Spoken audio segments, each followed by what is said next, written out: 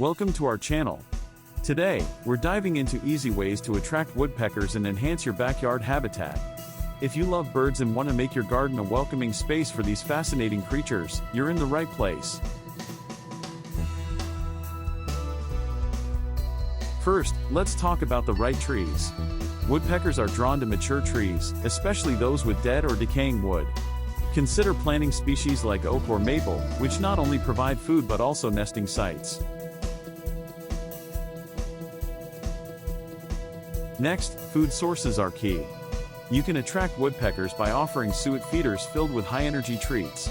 Look for suet cakes that include seeds, nuts, and fruits, which are favorites among woodpeckers.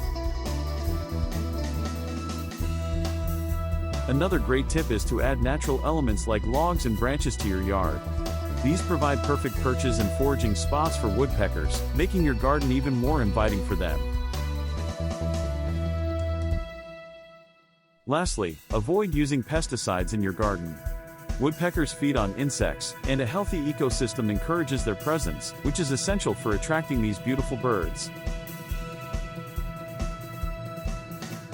By implementing these simple strategies, you'll create a woodpecker haven right in your backyard.